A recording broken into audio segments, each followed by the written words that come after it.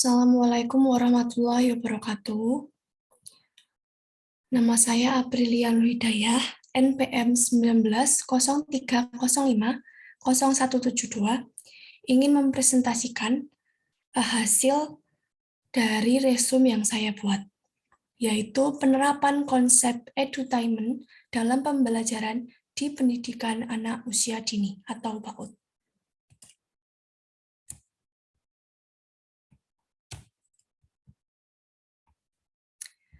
Edutainment terdiri dari dua kata, yaitu education dan entertainment. Education artinya pendidikan dan entertainment artinya hiburan. Yang artinya adalah pembelajaran yang dikombinasikan dengan hiburan atau permainan.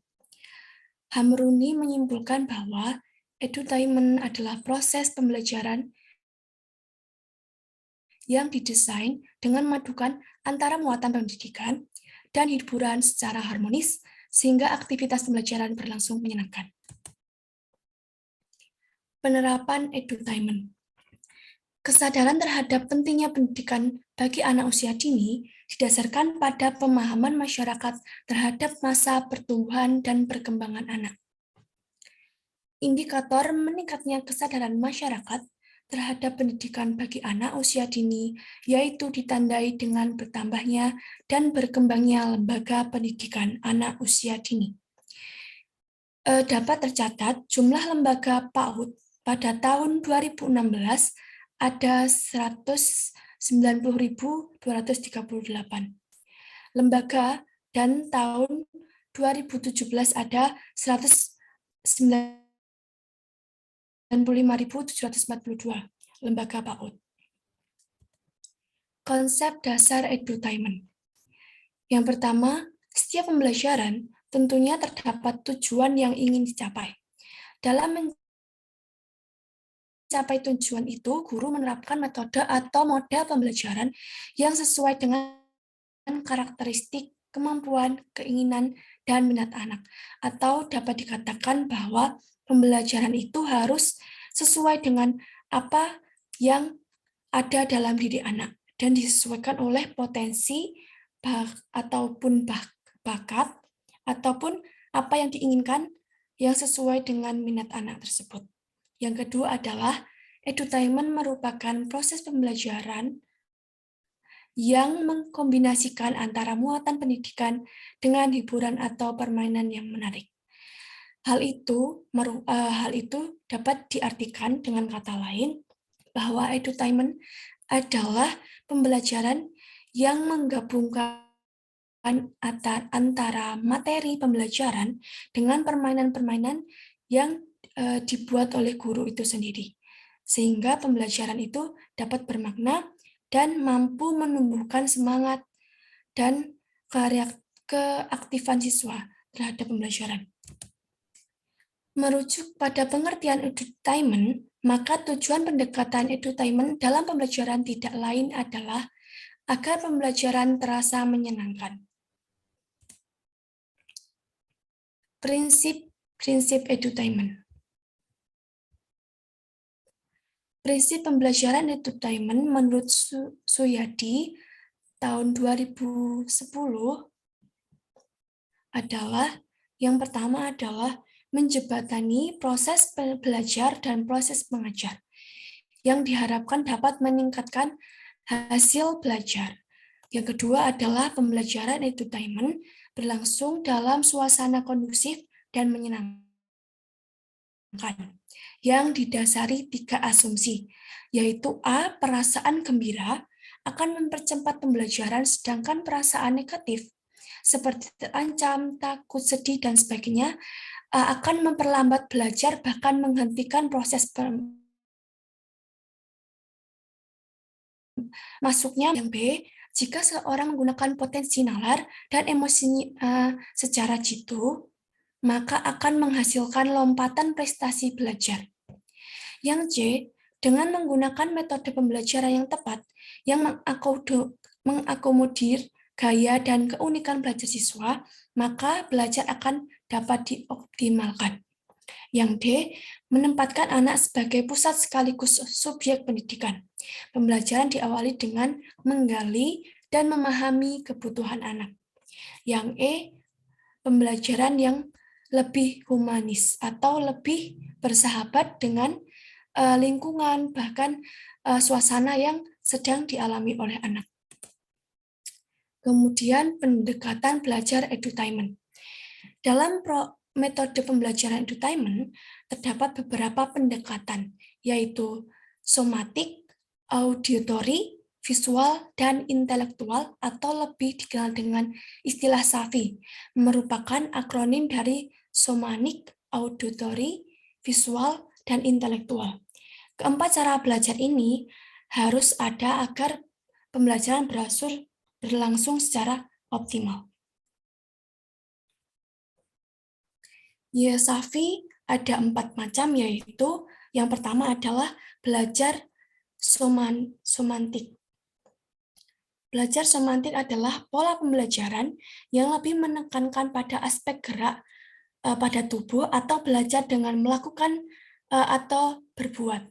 Misalnya, belajar bermain peran atau belajar sambil mempraktekkan.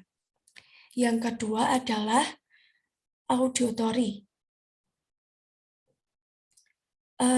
Auditory adalah cara belajar yang menekankan pada aspek pendengaran.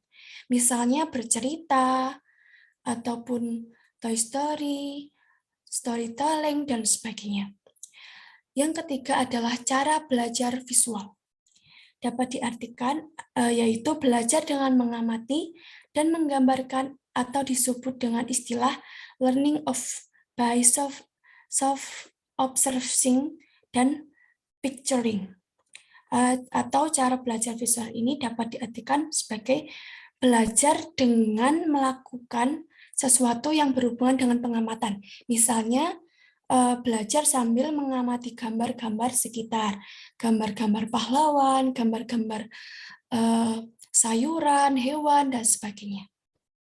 Yang keempat adalah cara belajar intelektual. Maksudnya yaitu belajar dengan memecahkan masalah, seperti teka-teki, puzzle, dan sebagainya. Aplikasi edutainment. Aplikasi edutainment itu ada 2. Yang pertama adalah alat permainan edukatif atau APE outdoor. Yang kedua adalah alat permainan edukatif atau APE indoor.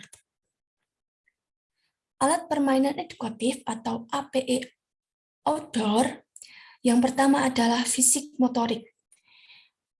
Fisik motorik ini dapat melatih kemampuan fisik motorik anak, seperti meluncur, berayun, mendaki, mengatur keseimbangan, dan merangkak.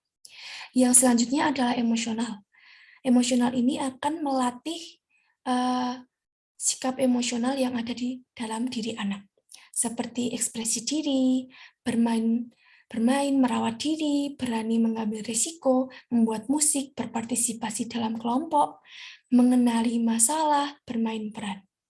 Yang ketiga adalah kognitif, yaitu mengasah kemampuan kognitif anak.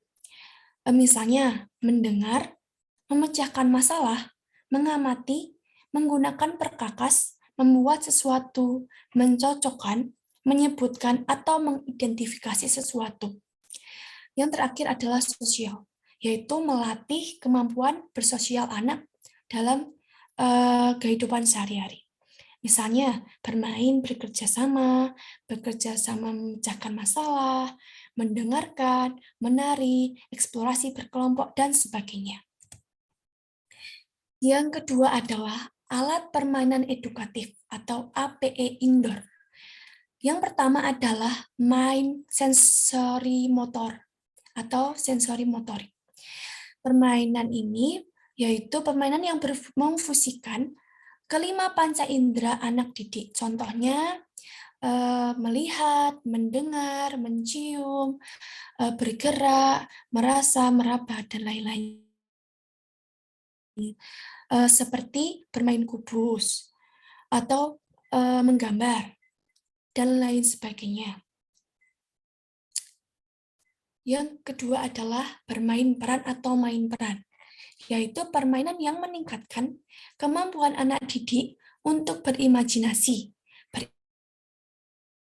berinteraksi sosial, dan mengekspresikan pengalamannya dalam main peran mikro atau makro.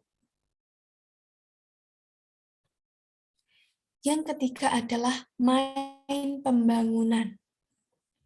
Permainan yang mendukung anak didik untuk mengembangkan dan mewujudkan gagasan atau ide yang ada dalam pikirannya menjadi hasil karya. Contohnya yaitu puzzle bergambar, tangram, balok natural, dan sebagainya. Nah, sekarang kesimpulannya, yaitu bermain bagi anak usia dini merupakan aktivitas atau kegiatan yang memiliki makna penting bagi tumbuh kembang anak. Karena bermain secara langsung memberikan pengaruh tumbuh kembang anak. Oleh karena itu, proses pembelajaran harus dikemas dengan tidak melupakan proses bermain sebagai aktivitas utama pembelajaran. Edutainment memiliki konsep utama proses pembelajaran yang didesain dengan memadukan antara muatan pendidikan dan hiburan secara harmonis, sehingga aktivitas pembelajaran berlangsung dengan menyenangkan baik di area indoor maupun outdoor. Terima kasih.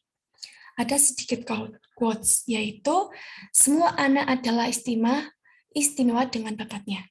Terima kasih. Wassalamualaikum warahmatullahi wabarakatuh.